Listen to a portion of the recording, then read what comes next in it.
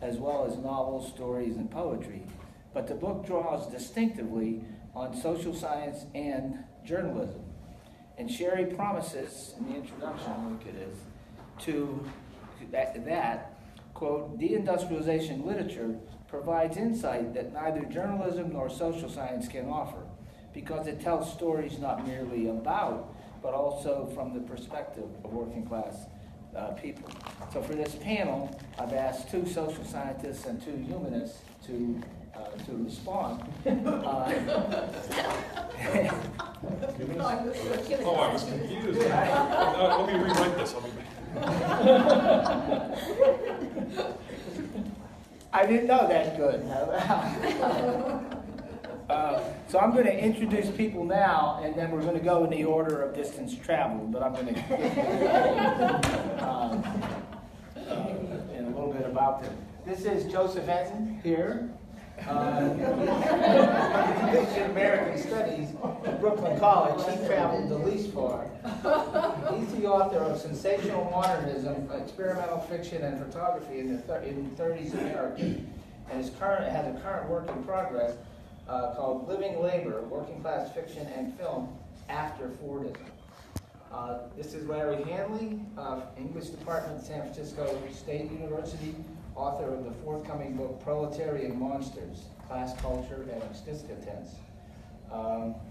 This is Valerie Walkerdine. I'm also a humanist. Walkerdine. I wasn't going to identify. I'm hoping people would catch on. Valerie is from the School of Social Sciences at Cardiff University in Wales. And she's the author of many books, including Gender, Work, and Community After Deindustrialization and Rethinking Community Research. I also need to emphasize that she is the author of Growing Up Girl, Psychosocial Explorations of Gender and Class, which among certain genders in working class studies is a kind of cult classic. And finally, Christine Walley, who is an anthropologist at Massachusetts Institute of Technology. And she's the author of the book, University of Chicago book, Exit Zero, Family and Class in Post-Industrial Chicago, and the co-author, producer, and writer of Exit Zero, the movie, which if you haven't seen it, you should. And finally, this is Sherry Lee Linkon. And she is the author of this new book, and she's English and American Studies at Georgetown. And among her books are Steeltown, USA, Work and Memory in Youngstown, and of course a co-editor of the New Working Class Studies and an editor of Teaching Working Class. So we're going to start with Valerie, and I will be timing you. Thank you very much, Jack.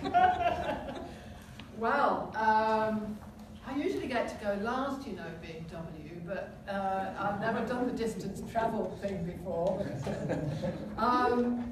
Okay, well, I wanted to say that Jack gave us very stringent criteria about what we could not praise the book, we could only be critical, but I didn't really have criticisms at all. So I think it's a wonderful book, and I actually learned a lot from it as a social scientist.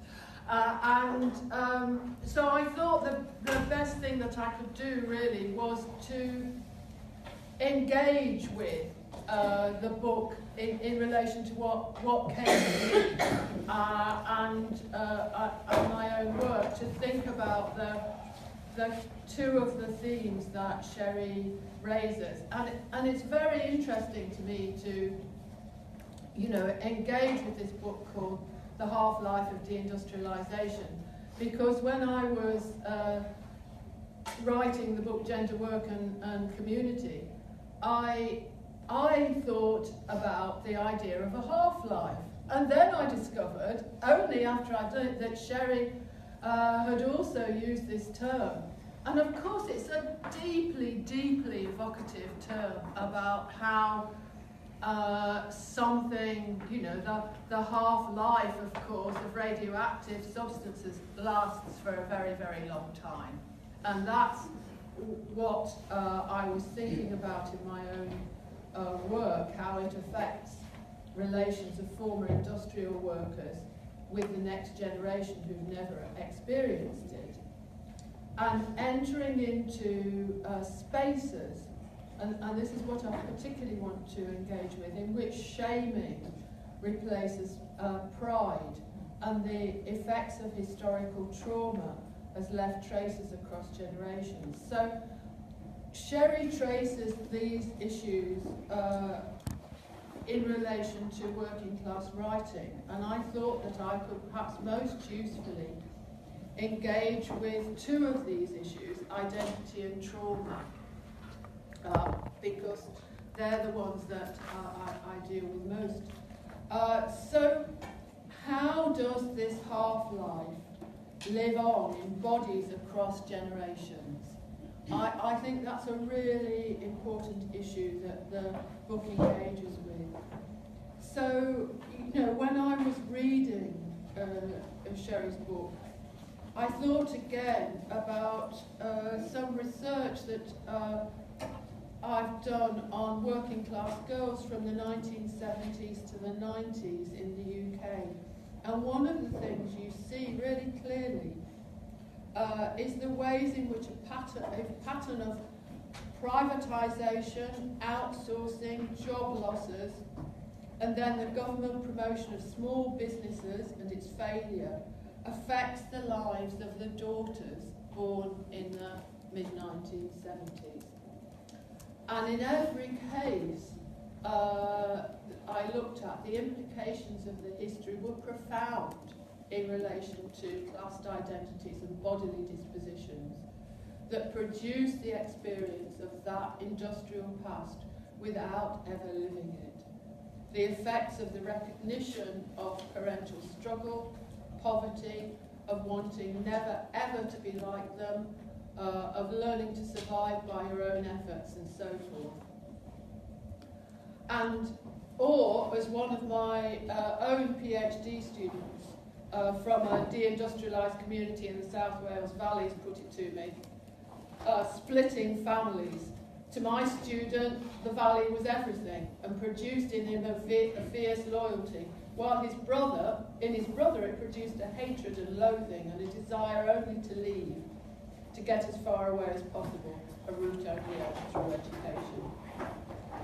So I think that such oppositions aren't surprising because the half-life offers bodily dispositions and affective resonances that pass on both pleasures, solidarities, communities of the industrial place, but also the difficulties of passing on the bodies and economies of parents and other family members. So I was really, I thought it was very important to see how this issue was touched on in relation to identity and trauma by the writers that Sherry engages with.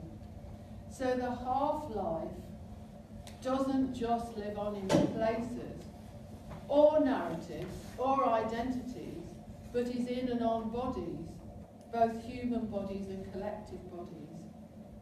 So while, as Sherry says, currently there's lots of focus on being deceived and deluded, for example, by Trump, or on working class racism, there's so little on what on earth it means to keep going in the face of nothing but shaming and pathologisation from the metropolitan mainstream. No attention to the places abandoned, no attention to attempts by communities themselves to stand up and fight back. At least that's I would say that's the case in Britain. I can't speak for the States.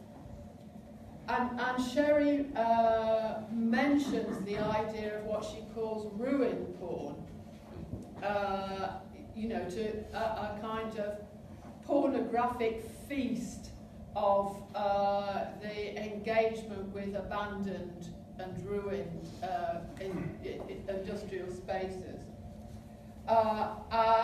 But in Britain, we tend to talk about poverty porn, I don't know whether that term is used here, because there's a huge amount of poverty porn in reality TV programs that have names like Benefit Street, so that many communities in deindustrialised areas get to only be known through these kind of shaming reality TV. So I think what I wanted to raise really is that working class writing on deindustrialisation is crucial, but if we widen the interest and think about the pathologisation and shaming that replaces pride, in which the inhabitants of former industrial communities are pushed to become other, then we have to look not at those communities, but at the very middle class who are doing the shaming, who never hesitate to pathologise, denigrate, or fail to understand in their own writing. 1 minute, Val. Okay, well, I'm finishing. I read recently an article in which a middle-class American professor was writing about how his domestic cleaners, an elderly couple, voted against their best interests in voting for Trump. I have to say I wanted to kill him for his own deluded arrogance, who dared to write about his cleaners, his failure to understand why they still cleaned his house now they were old, and that an academic journal saw fit to publish what I think was rubbish. So I'd actually like to end with a question, Sherry. I wonder if you think there's any mileage in looking recently at the literature, middle-class literature on deindustrialisation for its portrayal of the working class that it claims to fictionalise or otherwise represent. But I really want to thank you for a really wonderful book from which I learned a great deal. So I hope you don't mind my own strange engagement with it as a social scientist. No, thank you very much, and that was exactly 7 minutes. Valerie Hanley is next. Well, my engagement too is strange. Actually sounds like a good reality TV series, strange. And I'm going to have to read this briskly. I've never really written for 7-minute limit, so it's strange too. Here are a few things you should know about Sherry Lincoln's book. First, her quest to explore post-industrial class consciousness travels across a huge range of texts and media, and that this range is quite exciting. Television, poetry, fiction, young adult novels, cultural theory, reflective essays, film, visual images, blogs. This is an omnivore's delight. Second, she practices a critical style and stance that is humane, lucid, and generous. These are increasingly rare virtues these days in the groves of academia, especially the humanist groves. One example, discussing the uses of landscape in a short story from Bonnie Jo Campbell's excellent collection of short stories, American Salvage, Sherry writes, quote, Campbell reveals the conflict in their marriage and the contradictions of their economic position through the incremental erasure of the industrial elements and the ambiguous return of the natural, which is beautiful but also mysterious and uncontrollable. And there is a whole other book in that sentence. This is rich nougat prose, tasty, high-caloric sustenance for the mind. Finally, her book triumphantly proves the value and necessity of literary narrative in an era of tweets, online video, vines, grams, algorithms, and posts. She demonstrates over and over that literary narrative offers a unique, deep, complex, beautiful medium for working class experience and its study. The central metaphor of Sherry's book is the half-life, as Valerie explicated very expertly, a metaphor for the decay of Fordist society and culture in the wake of deindustrialization. Yet, if the half-life of places like Detroit, Cleveland, Youngstown, and the Rust Belt implies a subtraction or incompleteness, it also projects a double or doubled life, a liminal, to borrow one of Lincoln's key terms, place and time in which the old and the new, creation and destruction, the familiar and the strange, The visible and the invisible, the past and the present form ineluctable partners. Deindustrialized life, as Eliot, that is T.S. Eliot, wrote of another wasteland, quote, mixes memory and desire. Seeing the half-life as a kind of uncanny excess encourages us to connect this half-life to an earlier, equally transitional moment in American culture and history. Recall, for instance, Henry Adams describing himself as a figure who, quote, haunted the great exposition of 1900 in the Dynamo and the Virgin, or the, quote, swarthy specter seated at the, quote, nation's feet in Du Bois's exposition of double consciousness in the souls of black folk. The voices of Edgar Lee Masters, many residents of Spoon River, speaking from beyond the grate, the haunted house at the center of Gilman's yellow wallpaper, the apparitions even in Pound's in a station of the Metro. And finally, the ill-fated Martin Eden, quote, working on in the days strangely detached from the world around him, feeling like a familiar ghost among these literary trappings of his former life, in Jack London's autobiographical roman Clef. All of these texts were penned in or about the decade on either side of 1900, a period which many mark as the cradle of American industrialization, the bookend to the period Lincoln examines in, the half-life. Like the liminalities that Cherry focuses on, these earlier figures also testify to the problem of living in between, and to the ways that half-lives proliferate along both the rifts between past and present, and along the divides of class, gender, and race. Yet this connection points perhaps to a problem that runs deeper than deindustrialization. Among its many products, steel, cars, iPhones, driverless cars, environmental disaster, fear and insecurity, capitalism also makes ghosts. And the leitmotif of ghosting appears throughout the half-life of industrialization. Quote, the scalded ghosts of Jane McCafferty's poem on this very spot, the ectoplasmic zombie workers of Grady Hendrix's horror store, the ghost workers of Chris Barzak's One for the Sorrow. Jim Daniel, a writer Lincoln seems to especially value, writes in one of his Digger poems, quote, your machine, how you push two buttons and the press comes down, always the same, so simple you can disappear. Acknowledging capitalism's imperative to replace living with dead labor, Daniel testifies to capital's spectral powers that are always already within and after the age of industry. As Adams, Du Bois, Gilman, McCafferty, Bars, etc., and the title of Arundhati Roy's little book about contemporary India, Capitalism, A Ghost Story, indicate the specters of capitalism are bounded neither by time nor place, because capitalism lives by destroying. Walter Benjamin, the German Marxist, figured this chronic process in his image, very famous image of the angel of history. Quote, his face is turned towards the past, where we see the appearance of a chain of events. He sees one single catastrophe, which unceasingly piles rubble on top of rubble and hurls it before his feet. A storm is blowing from paradise that has caught itself up in his wings and is so strong that the angel can no longer close them. The storm drives him irresistibly into the future to which his back is turned, while the rubble heap before him grows sky high. That which we call progress is this storm. Also, side note, there's a great meme of LeBron James after game 2, if you've seen it, with his arms like this with the Benjamin quote underneath. From this perspective, if you're a Warriors fan, it's beautiful. From this perspective, deindustrialization is only one, albeit spectacular moment in the constant restructuring of place and life that Evan Calder Williams calls, quote, the combined and uneven apocalypse of capitalism. The factories of Detroit and the steel mills of Youngstown are central scenes in the struggle to survive history. But confusing these symptoms with stigmata can also, as we saw in November 2016, obscure connections and diffuse solidarities. The spectral machinery of capitalism connects the factory to the farm, the white punch presser to the black nurse, the vowel shifts of the Great Lakes dialect to the mezcla of La Frontera Spanglish.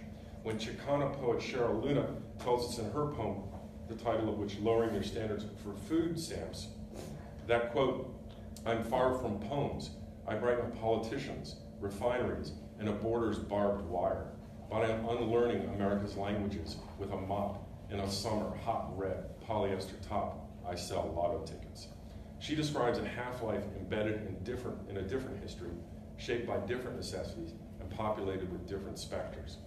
In the half-life of deindustrialization, Sherry Lincoln has produced a major contribution to the manufacture of this necessary, and I would say necessarily broader, hauntology of the American working class.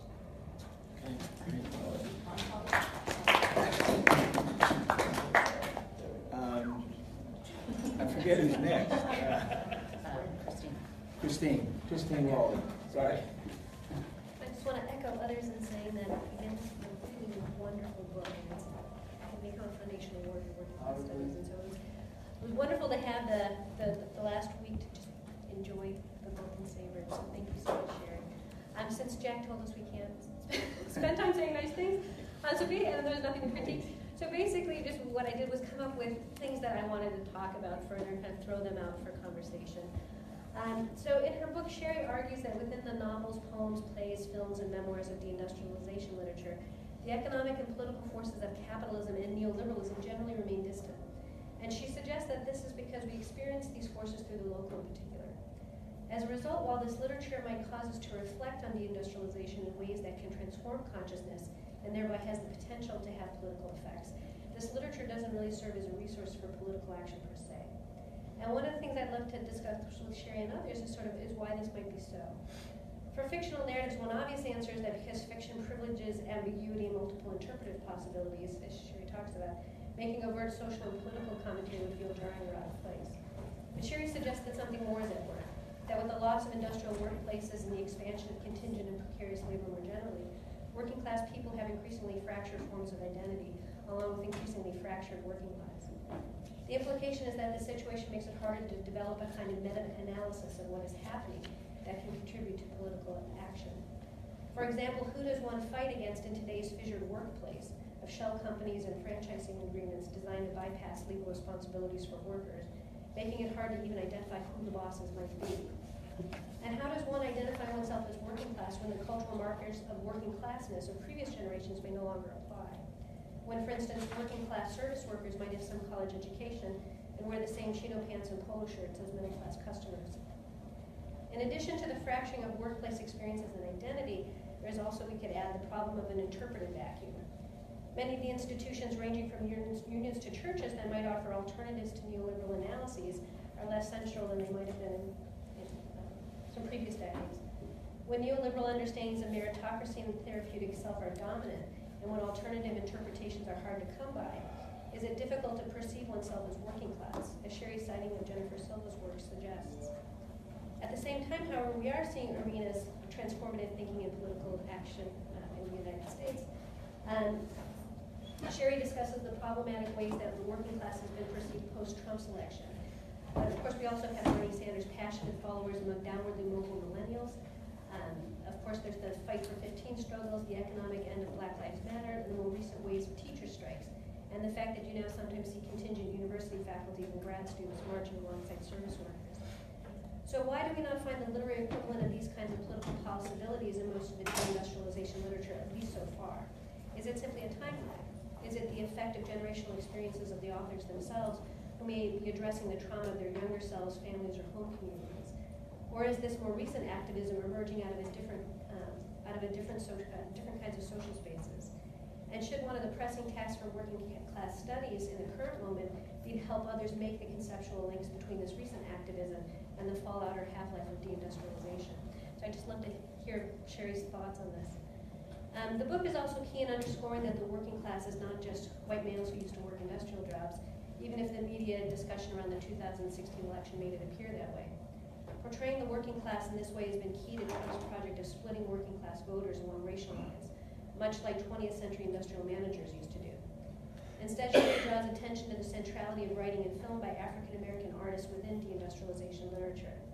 And this reminds us, as William Julius Wilson, Andrew Cherlin, and others have argued, that while African Americans faced many challenges in gaining access to industrial work, by the 1960s there was a greater proportion of African American men working in industry than white men, a reality ignored not only by many in the media, but also by many academics.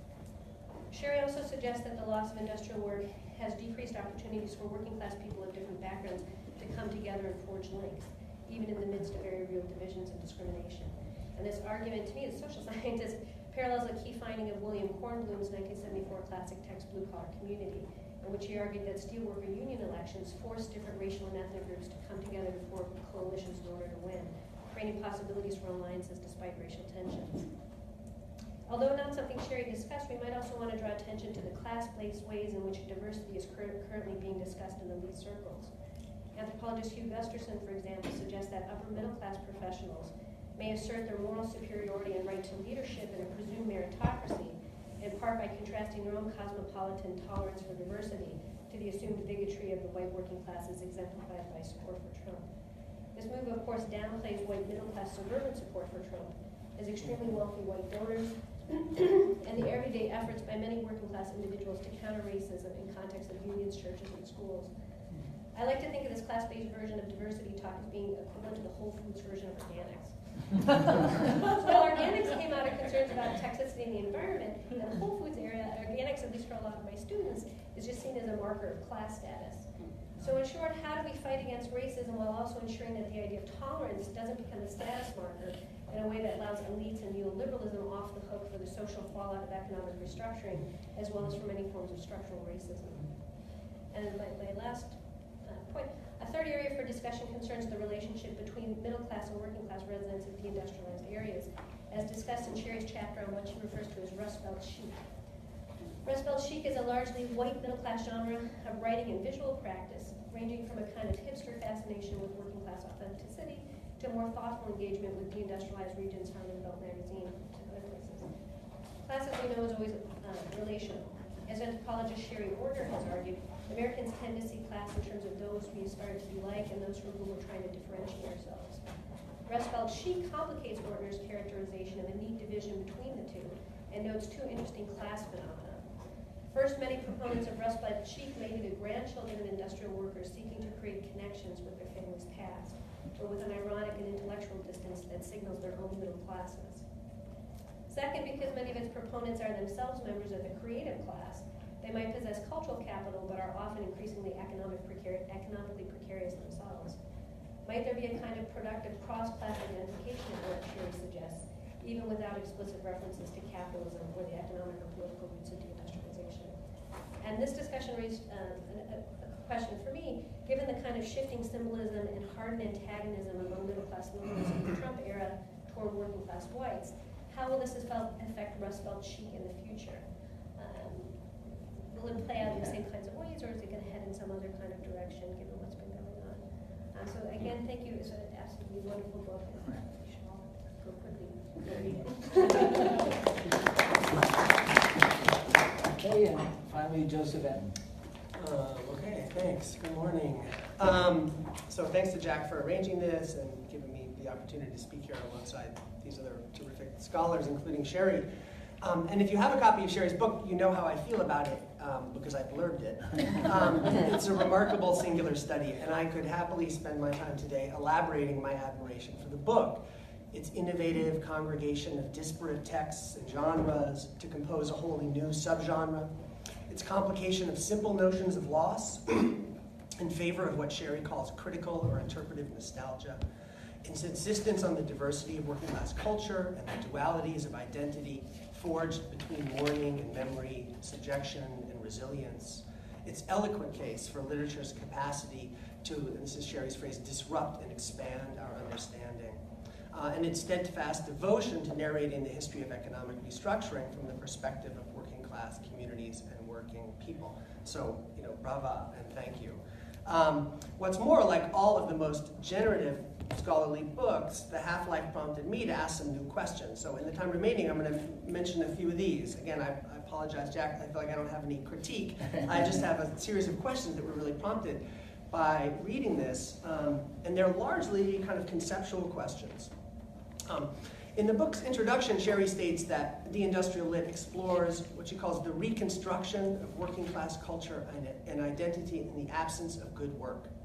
And this is a terrific formulation, and its stress on the lack of work reminded me of critic Alan Sekula's claim in a 1997 essay that, and this is kind of a doozy, so labor is always shadowed by the absence of labor, by labor in the negative, by the nightmare of unemployment on one side, and by the utopian dream of genuine freedom from work on the other.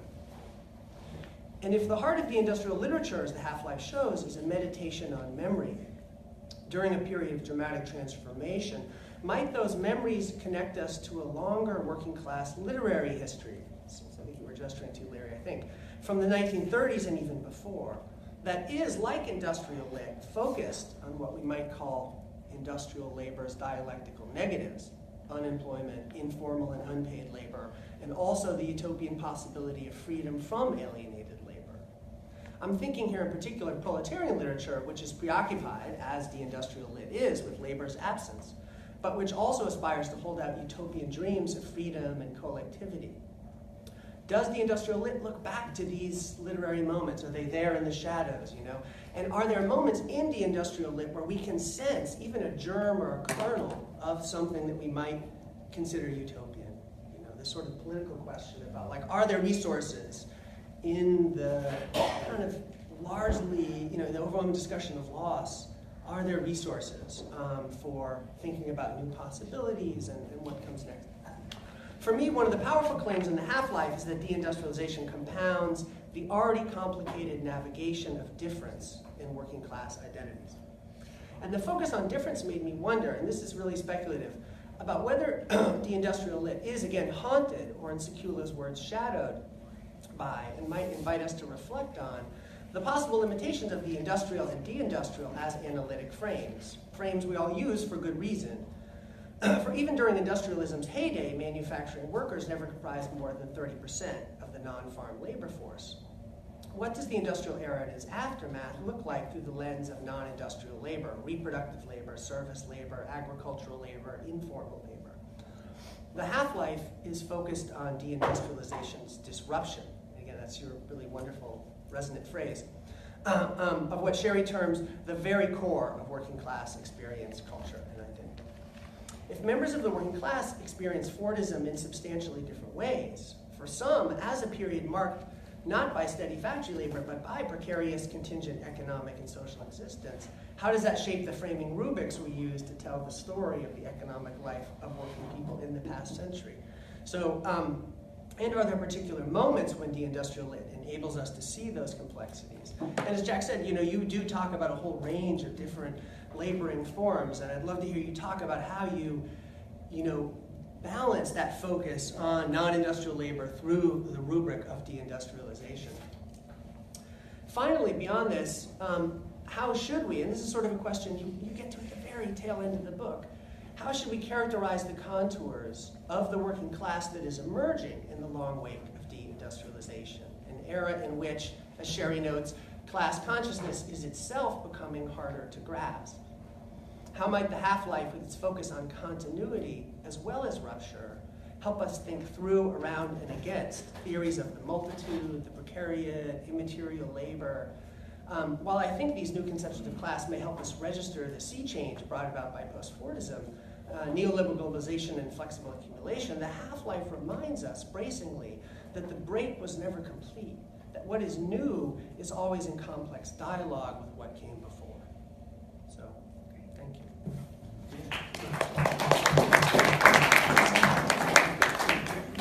And since Joseph was 2 minutes short, you would get an additional 2 minutes. Everybody else came in exactly at 7 minutes. That's never happened to me. Everybody else also had the advantage of writing in advance. So I've been Yes. busy here scribbling notes. So I want to begin by saying a couple of things. First of all, a huge thank you. First to Jack for putting this together, but also for all of the work that he did in helping make this book happen. There are half a dozen people in this room who have experienced the Jack Metzgar effect. And Jack is both one of my strongest critics and one of my most generous colleagues, and I appreciate your not only doing this, but doing Okay, this. 2 minutes are up. No. Sorry. I also want to thank all of these folks for paying attention to the work, for showing up, for traveling a long way to get to do this, and for taking the time to comment. It's an incredible gift for an academic. So many of us know that we do a lot of writing that is read by 20 people, right? And so to ever have a moment where people say, you're actually doing something that's worth paying attention to is a lovely thing. Let me begin my comments by framing a little bit of what I hoped this book would do, because that I think can help explain both a lot of the conversation up here, I think. I really set out in this book to do 3 things. It started with this notion of the half-life, which came out of a conversation that we had at the Working Class Studies Conference in Chicago at a panel that Christine was on together with a couple of people talking about sort of what deindustrialization meant for the change for working class life. And it was in that session that I started thinking about this notion of the half-life, and really wanted to get that idea out into the world, in part because I wanted to dig into some of the issues that Joseph is talking about, of the ways that we frame working class life as being about industrial labor. And the way we as a field have often done that. That's kind of the core that we gesture to. The same way I write in the book about how, if you do a Google search for working class person or working class culture, anything like that, the image, and you look at the images, they're all images of like white guys in hard hats. Yeah. And that's still true today, when that's no longer the dominant kind of work that working class people do. But in many ways, it has never been. And I thought, for me, the half-life was something that gave us a way of understanding both the long-term effects of deindustrialization and the fact that we need to think about the working class and working class literature and working class culture as not only about industry. And that seems like a kind of weird and ironic thing to say in talking about a book that is about the loss of industrial work, but a huge part of it is about the fact that there's all of these other kinds of work going on. And that the loss of good work is not about not having work. The operative word there is good. That most of the people, most of the novels that I write about, the short stories, the poems, the films, the television programs, all of that, are about people working. And it's about the fact that those jobs don't offer some of the things that industrial jobs did. That was an insight. I feel like I'm like gesturing back to old working class studies conferences, but that was something that I came to in part from the conference here a few years ago, where people were talking about the tension in working class work between the idea that work could be a good thing as well as a bad thing at the same time. So the notion that work was dualistic. It was exploitative, it was dangerous, it was hard, it was a struggle. Jeff Cowie reminds us all the time that we look back and romanticize a kind of work that actually was really awful and was powerfully meaningful in people's lives and gave them that sense of pride and the opportunity to develop solidarity in workplaces that were fairly stable, where you showed up with 1,000 other people to do that steel mill shift. That is not what working class work has ever always been. And it certainly is not what working class work is like today. And that idea of the loss of work gets mixed in with non-work versus loss of good work, I think is actually really interesting and useful for us. So I wanted to get the half-life notion out there and all of these things about what complicating the idea of working class as being all about industrial, even as I was trying to say something about deindustrialization. I then wanted to speak to two different audiences, and I teach in an English department, but my PhD is in American Studies, and my work I've always thought of myself as an interdisciplinary scholar. Though I kept saying to Jack and Tim and John as we would meet as a little writing group that I was really trying to finally write a literary study book, and I finally realized that wasn't entirely true. But I wanted in part to speak to my colleagues in literary studies to say there's a whole body of working class literature that we're not paying attention to. And we need to stop looking back to the proletarian era. And we need to stop looking back to even, work about, there's all kinds of things. And it's not that I want us not to study that stuff, but I want us to be paying attention to what is emerging today, and to recognize that there are things about it that are different from the working class literature of previous eras, even as there's stuff that connects it. And kind of wanted to do for working class studies and working class literature today what a lot of people in women's literature were doing in the 1970s, of producing books that were saying, here's a body of work that we have ignored or denigrated that we ought to take seriously. And so in many cases, this was really about saying, here's a reading list. And now you all go forth and do the deeper literary analysis that I didn't do because I was trying to cover so many things in one book. But you have a place to start and you have a concept to work from. Equally, I wanted to join the conversation of social scientists, several of whom are in the room, who spend a lot of time studying deindustrialized communities and deindustrialized people, that John and I kind of joined when we wrote Steeltown, USA, and then became increasingly engaged in through conversations with many of you in the room and reading a lot of your work. And a huge part of this book was about trying to say to Val and Tim and Jeff and Lisa, and I could go on around the room, we should pay attention to literature as part of our effort to understand deindustrialization. Because there are things that fiction writers and poets and filmmakers can do that you can't. You know, that you can do a lot of interviews with the children of displaced workers, but Philip Meyer can write a story that takes us inside the heads and experiences of two young white, though it turns out in one case not really white, but that's a whole discussion about identity in these books. Two young white men in Western Pennsylvania who are struggling to become adults, and all of their internal monologues about who am I, and do I actually belong in jail because that's where people like me belong, or the kinds of things that someone like the main character in Grady Hendrix's amazing novel Horror Store was saying to Larry yesterday that I'm going to email Grady Hendrix and tell him he owes me, because it's the book that most people I talk to who've looked at this book, who've heard me speak, go out and buy. But he has this amazing discussion of what it's like to be a retail worker in a big box store, and the ways that the people working in that store are both controlled and managed by corporate discourse and reenacting struggles about work that were going on in the 19th century. And that's that idea that these things connect. So I wanted to say to the social scientists, read literature. I wanted to say to the literary people, read this stuff. And I wanted to say to everybody, there's another way to think about deindustrialization, which takes us out of the idea that it's all about the people who lost jobs and really gets us into the fact that that just doesn't go away.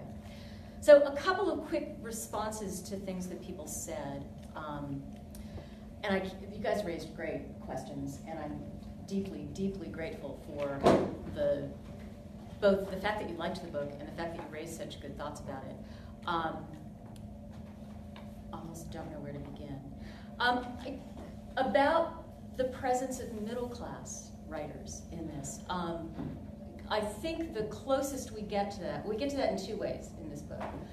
One is that I'm middle class, so the fact that, that's kind of where my perspective comes from is a piece of this, but also that the writers in the Rust Belt chic section in particular are, many of them, even though they have a family history in many cases with the working class, are now themselves really middle class and not entirely comfortable with that. I'll talk a little bit more about that in a minute. But also that some of the texts that are in here are in fact created by middle class people writing about working class life. A number of years ago, when I was starting to teach courses in working class literature, and I would have these debates with my classes about how do we define working class literature?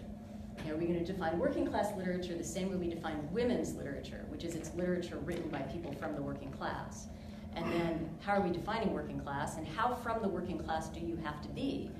If you are, is Bruce Springsteen still working class? Is Chris Barzak, who grew up in a sort of lower middle class family in a working class region and is now a full professor of English, at a working class institution, but I just didn't want to get into those debates. And in part through work by people like my colleague Pam, started shifting the way I talked about it to be more about what does the text do with working class life and culture? Janet Zandy's wonderful phrase about from the skin of a worker. Do we see it from the inside? And what do we do with it? So I don't know the class of all of the writers in this book. I know that some of them are not. So, like Philip Meyer, for example, who's the author of American Rust, is not a working class writer, but he did an amazing job of writing about working class life. And I have critiques of that book, but so I think that idea of cross-classing is really useful, even though I agree that we could gain some really interesting things by looking at what sort of, I love your phrase of the metropolitan mainstream. Yeah. What people who are not from there are writing about it. Rust Belt chic gets us to that. So the last chapter of this book looks at this phenomenon that's emerging out of Rust Belt cities of mostly college-educated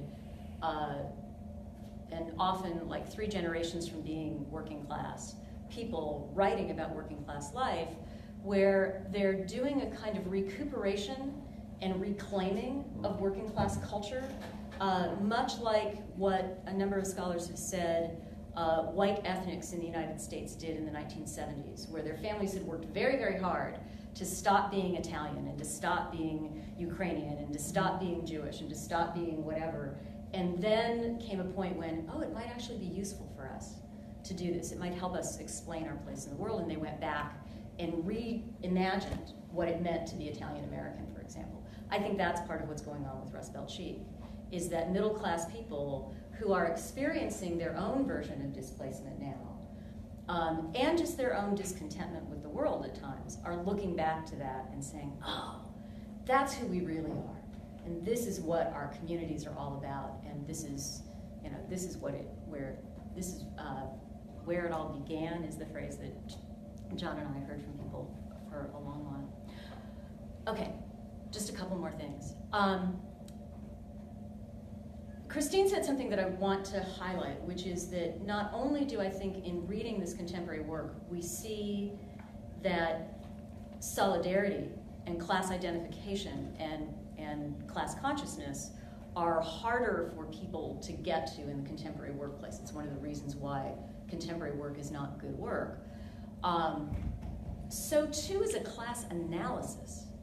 So it's not only that people don't have a feeling of connecting with other people, it actually turns out to be harder for them in many cases to fully understand and recognize the ways that capitalism is working on their lives.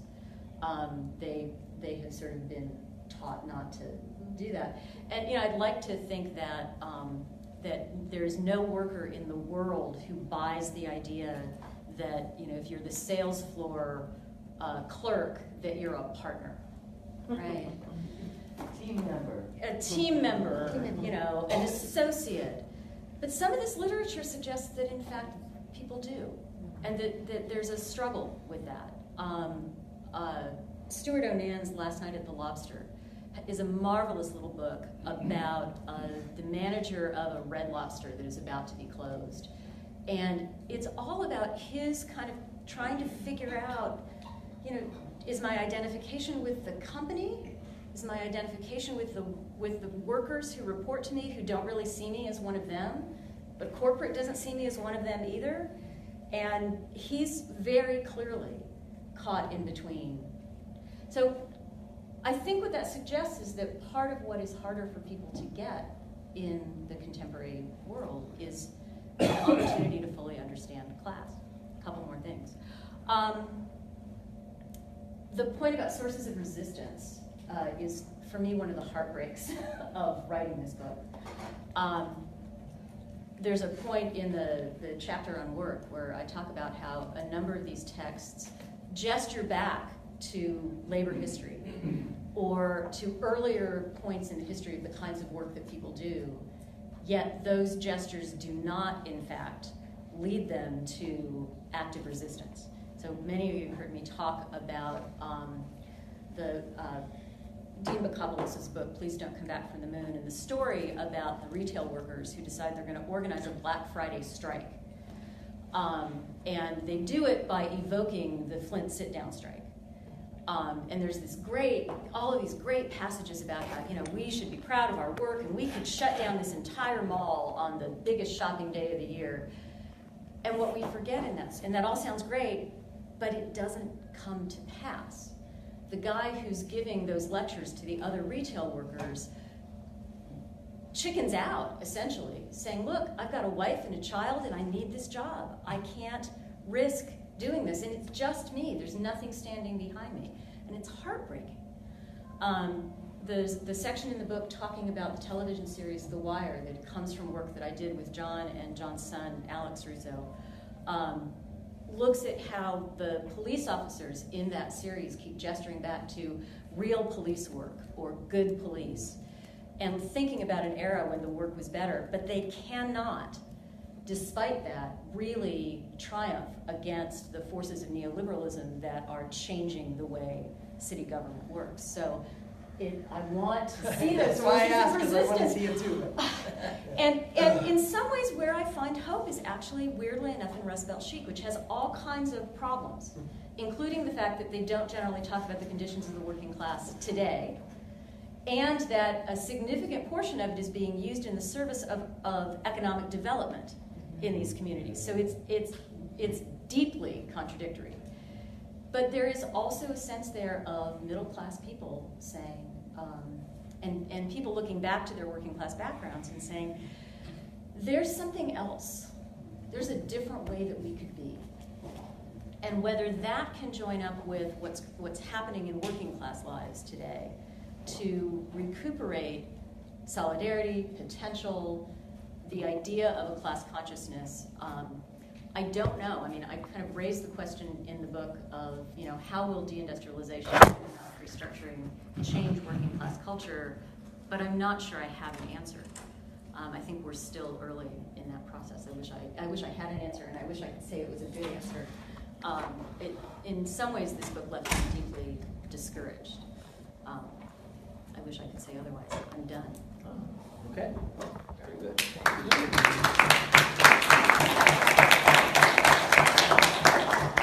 We don't have a lot of time for crosstalk, but does anybody, no. Well, I was really helpful what you said, Sherry. It made me realise where this thing about middle class writing was coming from, and it's perhaps a kind of British thing, where because I was thinking about, it made me think about the English novel, which I really dislike. All of it. Right on. Because they, there's a way Spoken in as which... a true social scientist. Well, yeah, no, I'm not a literary scholar, but there's a sense in which they present a psychologization and an interiority that we're always asked to kind of engage with this character who is never in a setting and only has one kind of psychology. So I suppose what I was thinking about was whether or not portrayals of workers in contemporary novels sometimes fell into the same thing, so that we're actually always led to think about them as kind of flawed characters. That was what was coming to mind. Well, and it's so interesting to me that the idea of flaws is present in a lot of this writing by both the working class and the middle class, people from working class origins and people from middle class origins. But when we deal with that from a working class perspective, it's a much fuller, more empathetic, more complex understanding of what that is about, so that we understand why, I'm going back to Philip Meyer's novel, why these two young men have such a hard time figuring out how to construct adult lives. We understand where that comes from, as opposed to it just being, well, they're working class, that's how they are. And that, I think, is the distinction. Yeah. It's about putting the flaws in a setting, as you say. I think that really makes the difference. Can I jump in on this a little bit? Yeah, go for it. To pick up on Valerie's, I thought, really brilliant kind of insight. When I first started reading the book, I took a yellow highlighter, I don't know if you'll be able to see it here, for all the metaphors of vision. Yeah. Because in the first third of the book, there's a lot about seeing and being seen, which I think gets to Valerie's point in a way, that this idea that the deindustrialized working class feels much more exposed to the view of the middle classes, the judging classes, the professional classes, etc. And I find that to be a really fascinating way of thinking about how, dialogically almost, the working class stories kind of dialogically already incorporate that view from the outside within and kind of structures it. The other thing I would like to jump in on about resistance is, real quickly, is as I was reading the book, I kept thinking, I don't know why, there's something wrong with my brain. My thinking machine, as Jack London would say, but I kept thinking about that final scene in The Terminator, the first Terminator, if you recall, which is set in this abandoned factory in which Sarah Connor is battling the robot. You know, so it's like living labor versus dead labor, you know, in the post-Fordist wasteland. And to me, I guess, one thing I was thinking about along this issue is that resistance appears in really weird places and at weird times. And I think that's part of the post-industrial is we want to see resistance in terms of go workers, you know, 3-point shot for, you know, the union leader, but in fact resistance itself may have changed and been, you know what I mean? Including, by the way, organized labor, where, you know, the latest, my reading on Twitter this morning tells me that the latest company whose workers unionized is the New Yorker magazine, which is part of a whole wave of more middle-class union organizing. The unions in this country, at least, are becoming increasingly middle-class and professional, which messes up all kinds of things for us. And, you know, in terms of our And also the teacher strikes were undertaken without the traditional sort of union apparatus. Exactly. So right. So all of that is kind of up in the air. Okay. Ken. Yeah, I want to put in a plug for the British novel. Yeah, the much maligned British novel. Thank you, Joe. Precisely because you know, I came of age, you know, working in multiple factories and feeling like the subjectivity, interiority was being beat out of me, and such novels, you know, would enliven my sense of what was possible, my mind, you know, my heart in some ways. That's not all I read, of course, but that at the same time gave me a respite from, you know, the repetitive labor of the factories in which I worked in the late 70s and early 80s. So it's just interesting the way in which that plays out differently for different people. And, you know, so maybe that's apropos of some things that you were dealing with. Good. Jeff? Hi everybody, Jeff Bright, Manchester Met. Some of you know that for some time now I've been using the notion of social haunting to think through very similar territory. Can't wait to get my hands on the book, incidentally. It sounds fantastic and really it'll be significant to me. I'd kind of stumbled into thinking about a half-life as well, and then found out that Valerie had used the term and found out that you'd used the term.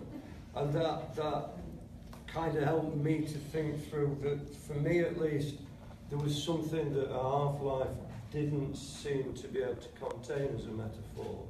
And then I bumped into Avery Gordon's work, which I'll give another plug for, because I still think it's a remarkable book that remains neglected. That's Avery Gordon's Ghostly Matters, Haunting in the Sociological Imagination, where she develops a notion of a social haunting. That worked for me because it not only allowed some of the reflections that would become available through using the metaphor of a half-life, but it allowed me to pick up something that I didn't want to lose, and this was almost a kind of labour of love and political commitment that I didn't want to lose, because my work's in the UK coalfields, and that was the way that some of the failures of politics still are entirely occluded as those class groupings, British coal mines for an example, are now represented as defective white working class who are captive to the Rhine. The whole radical history of that particular group, and I didn't want to lose that. And Avery's notion, it can contain, I think, notions of traumatic longevity. It can contain the notion of collapsed and expanding temporalities and so on and so forth.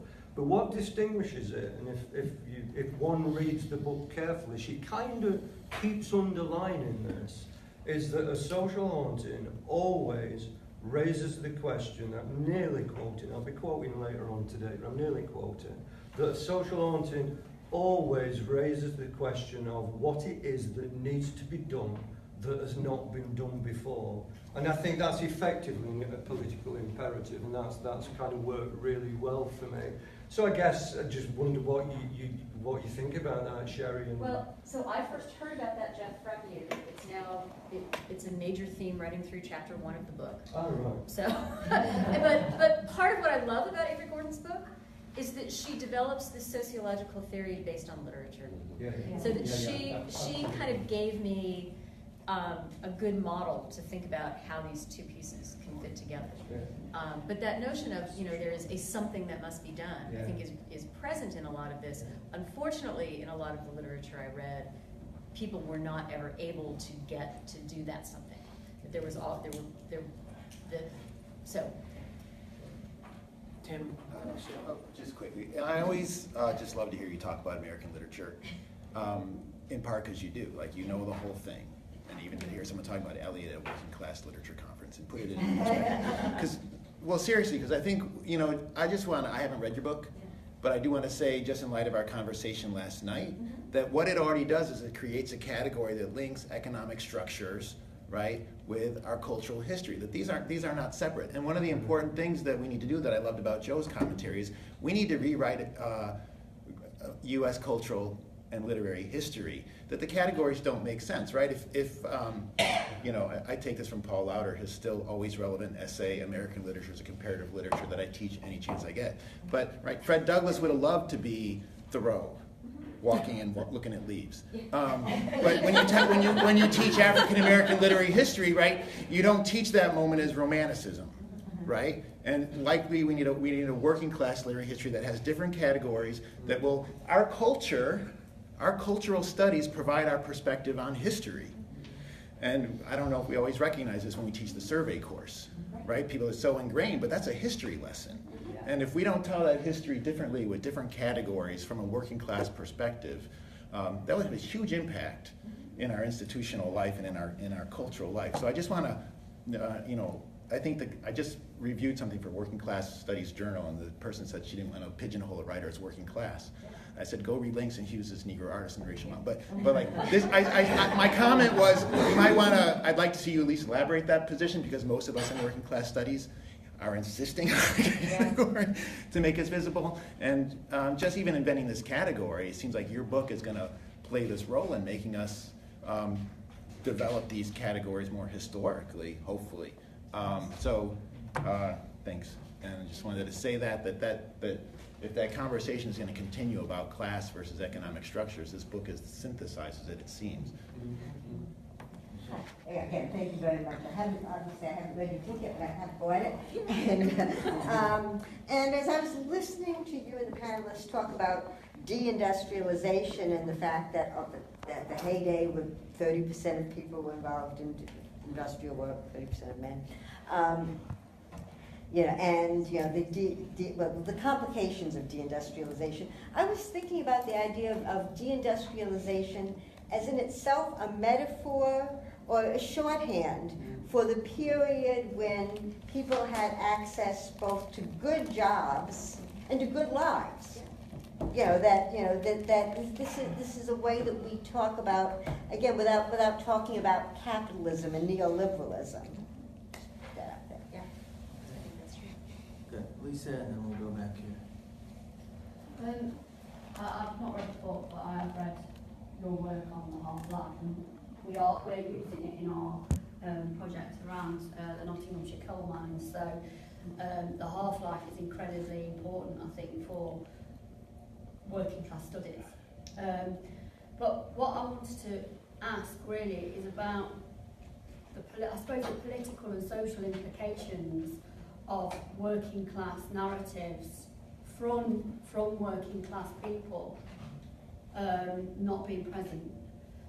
One of the things that in the UK, it's kind of a slow but rolling campaign about working class people not being in the media, not being in the arts, being removed from sort of political voices.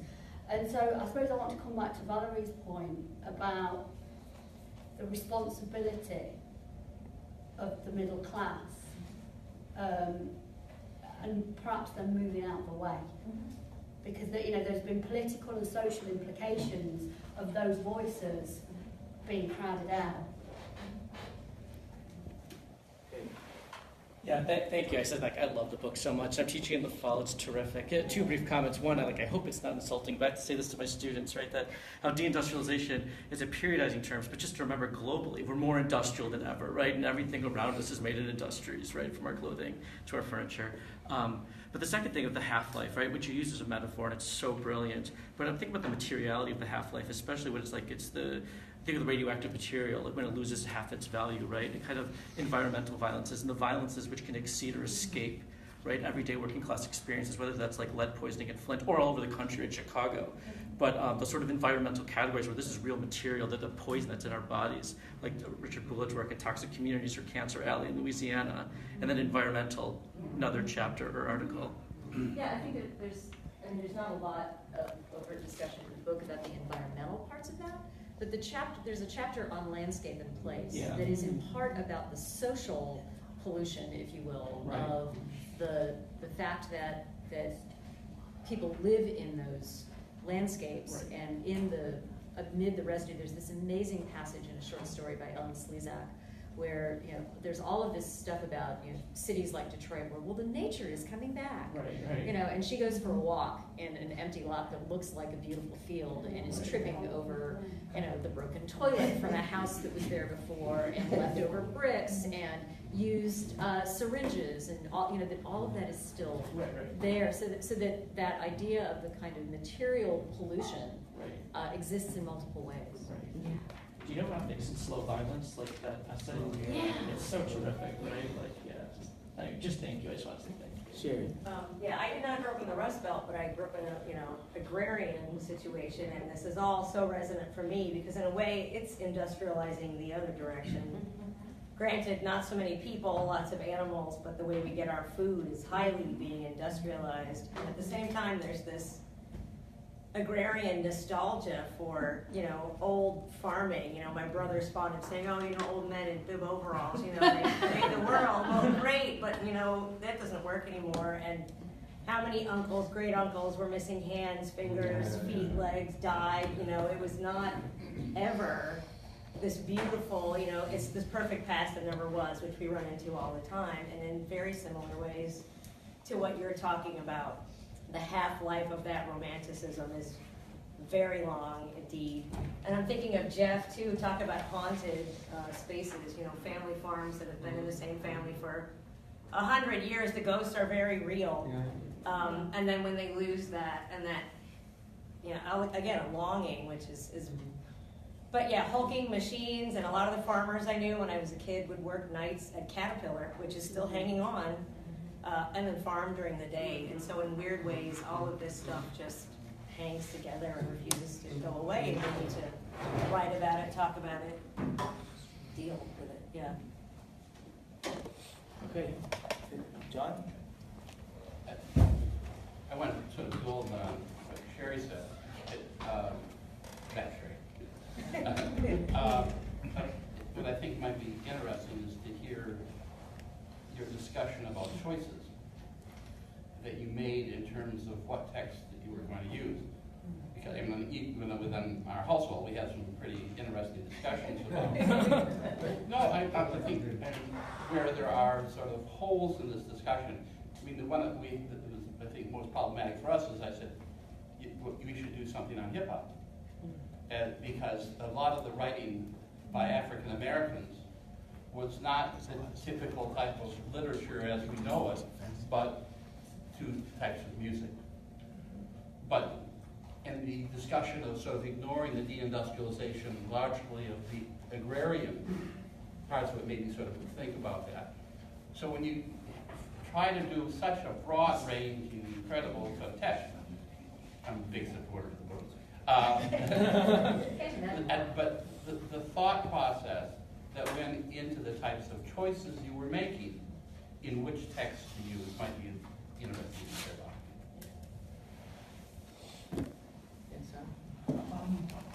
It sounds like a lot of questions that I've been raising myself about working class literature lately are answered in this book, so I can't wait to read. But I am interested in this Rust Belt chic, and I'm wondering to what degree do you see fetishization taking place in there, sort of kind of an appropriation? Definitely appropriation. And definitely there are moments where people who didn't live working class lives are. There's a section in the chapter where I talk about one of the memoirs written by a journalist, this guy who came out of Akron, who's talking about how when he was a teenager and he and his friends started exploring the abandoned factories and buildings in downtown Akron, they were kind of constructing their identities around that history, and in part about all the things they could do because there was all this open space that nobody was using. But then he's got this great line about, we needed outfits. And he starts talking about needing them going to thrift stores and buying old bowling shirts. And this idea that working class, this connection with the working class was something you could then buy, I think runs through all of that. And yet, alongside it, are, including in this same guy's book, is really serious, thoughtful exploration of what did that working class life mean here. So these things are not an either or in many cases. And that, I wrestled a lot with that chapter, and the readers came back a little bit to say, you seem unsure about how you feel about this. And I'm like, yeah, exactly. I think this is, it's not clear whether it's good or bad, or are the ways that it's good going to play out well and the ways that it's bad going to turn out to be the problems. I have really mixed feelings about it. Sherry, do you see Donald Trump as a participant in the Rust Belt chic? I see Donald Trump as tapping into the things that drive Rust Belt chic, in the sense that there is a kind of nostalgia for a version of working class life that, as I explained in the Rust Belt chic chapter, largely erases the complications and the difficulties of it. And it's all just about, and this goes back to the discussion we were having last night about class cultures. It's all about, the working class was all about community and belonging, and it was lovely, and it was wonderful, and my grandmother made this great pepperoni roll, and my other grandmother made pierogies, and we should all just go back to that. And no sense of, so there's never a reference to labor struggle, for example. There's never a reference to violence in the workplace. It's, and I think Trump's kind of saying, I'm going to bring back the steel industry. I'm going to make it illegal to shut down a coal mine because the company isn't making money. It's like, what? Because those are the real Americans. So yeah, I think there is a way in which that well, he's got the outfit too, the mega cap. Yeah, right. He does. That's right. Tim? Yeah, just following on from that, one of the things I'm interested in is the way this development of an interesting craft and artisanal product, and I think I've written a bit about that sort of literally taking on the clothes of the working class, and I think it's akin to the sanitisation of working class. When it's safe for middle class people to pull on the clothes and go and live in lofts, or do the work of the working class, when they're safely expunged from it.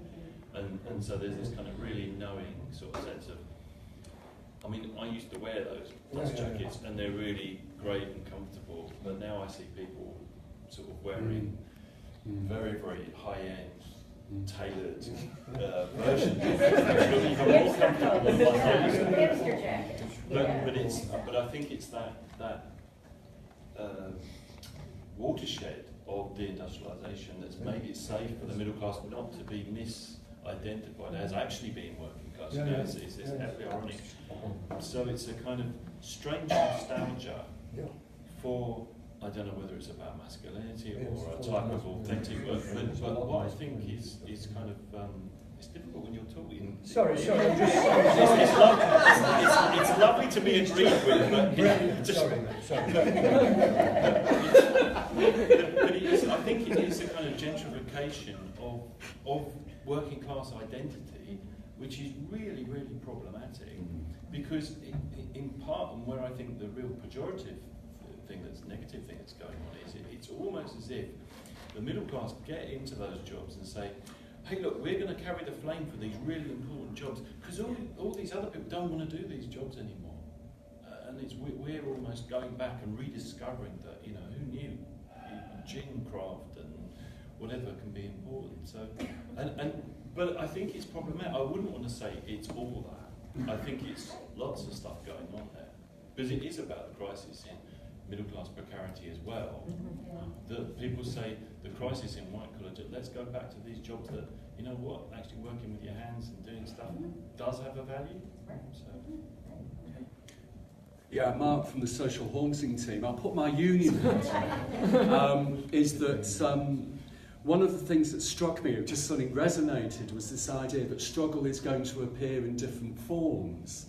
And one of the things that I've engaged with, and we'll be talking about it this afternoon, is a struggle where the left simply don't recognise it as a struggle because it's actually in a new form. And that also that in terms of traditional unionism, certainly in Britain, it's been very difficult for unions like my own, which is Unite, which is a huge industrial combine, to actually engage with the sort of disputes that you find in major cities like London, Leeds, Sheffield, about Deliveroo and the delivery workers, fast food rights and that sort of thing. It's extraordinarily difficult to engage with. But the other thing, to put my research hat on, is discussing all the stuff that we've been doing with the social haunting team for the last 3 years, is a word that was given to me by what you might want to call anthropologically an informant, and that was the question of melancholy. And suddenly I found myself in a discussion with a veteran leftist last week in Sheffield about Stuart Hall's pivotal essay, which was written in the late 1970s from a Communist Party perspective, that talked about left-wing melancholy, that was picked up later on, and now there is a book that I got, dare I say it, from Amazon quickly, which is about left-wing melancholia. And I wonder, like all this thing about, in terms of American literature, and how that reflects, say, subjectivities within the working class, whether it's in Britain or Europe or in North America, is that question of melancholy being engaged with? And is it the case that a lot of struggle is melancholic in its motivation? What's the name of the book? I wanted to quickly go back to his discussion about Rust Belt cheek, and I'm wondering if part of what's going on there is that there's a lot of different folks with a lot of different motivations who are being put together in Rust Belt chic, and it probably made me think about methodological questions. That's the chapter that seemed to me where you're kind of, and the earlier parts of the book are more literary analysis, and that's the part of the book that's more kind of culture in the anthro sense. Yeah. And it made me like you said, graduate student about to do ethnography. Yeah. And talk to these folks, because some of it's very, very different, and I think some of the stuff that Tim's talking about, the problematic piece of it, and this reminds me of Kate Dudley's discussion at the end of the line at the very end of the book, when she talks about industrial workers, displaced industrial workers, as being the new exotic primitive. You know, as an anthropologist, that, you know, because they're, you know, left back behind in time, and they're dinosaurs and they're safe. They're safe now at this point because they've been, you don't have to worry about them. So this kind of, you can exoticize them and be fascinated with them because they're displaced by time in some sense. So there's that piece of it, that's one thing going on. And then there's other folks who are interested in more thoughtful, kind of serious engagements. And so I'm wondering, anyway, back to this kind of issue then, of sort of, is there a kind of collapsing of lots of different things over there, and is it more a project for exploration to see where are people coming from, how are they situated, what are the different ways that they're coming to this? Yeah, I think that's right. And I mean, there are places in that chapter where I try to talk about the fact that the contributors to Rust Belt Chic really do come from very, you know, some of them are coming out of urban development programs.